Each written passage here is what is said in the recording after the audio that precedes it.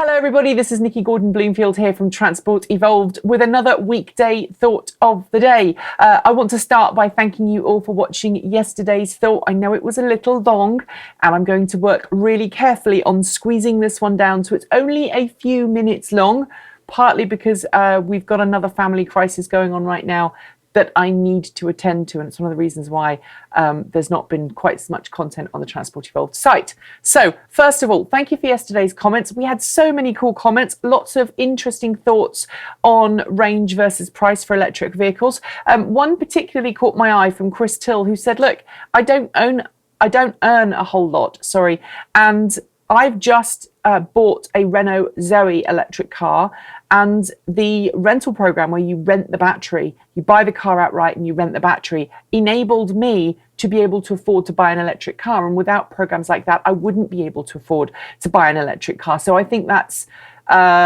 really cool, and I'd like to see more programs personally like that to enable more people like Chris to make the switch from gasoline to electric. And that's kind of where I was coming from. Interestingly, someone said, in the UK, yeah, you can drive a shorter distance car. You can make the case that you can have a shorter distance car, but you can't do that so easily in the US, which is a fair enough comment. So I hadn't really thought about that, but I do have a very UK-centric view, despite living in the US and having done so for a year. But what I want to talk to you about today is feminization of green products, whether they do actually appear green. Our friends over at Green Car Report wrote a story based off a Washington Post article earlier this month, citing a study by James Wilkie from the University of Notre Dame, which suggests that men perceive green products as being feminine, and so therefore maybe don't want to buy greener products, whether it be recycled products or an electric car, because they don't want to be perceived as being feminine.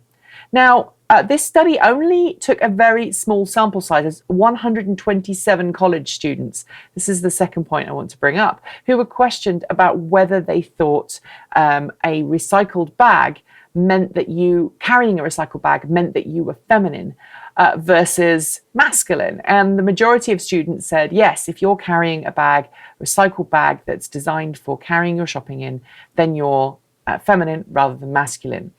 Now, I could rip this study apart because the sample size is really small. I'm not going to do that. I'm also going to comment that it's university students, and whichever way you cut it, when you are a university student, you are, how should we say, slightly more aware of how the world perceives you and perhaps less comfortable with who you are as a person. So you're more likely to take those very stereotypical black and white decisions over things, whether it's, does something appear to be gay, homosexual?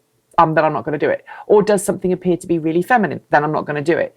Does something appear to indicate that I might have one political persuasion or another?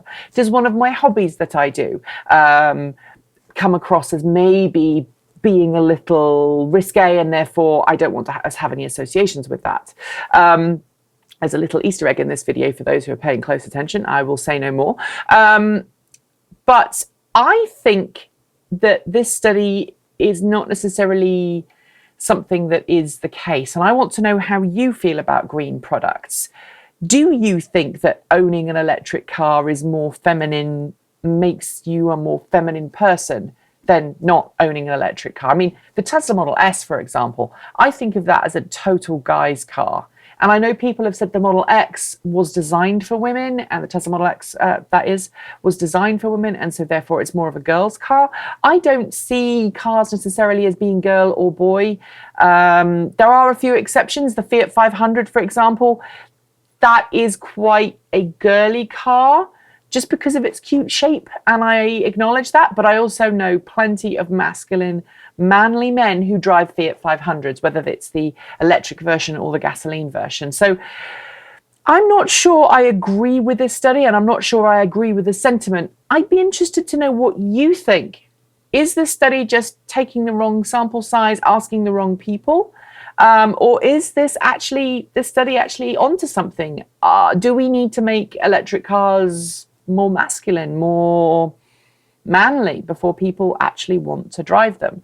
I think if you've driven an electric car, you know that the acceleration and the instant torque makes up for so much in terms of the lack of noise and whatever that a lot of people stereotypically want to have in a manly car. Personally, I love the noise that electric cars make, and I don't miss the roar of an engine, not all that much, maybe just a little bit sometimes. Anyway, thanks for watching today. If you like the show, please comment in the comments below. Give me a thumbs up or a thumbs down according to whether you liked it or didn't like it. And if you really want to help us grow and expand our network, please consider giving us a monthly donation over at www.patreon.com/transportevolved.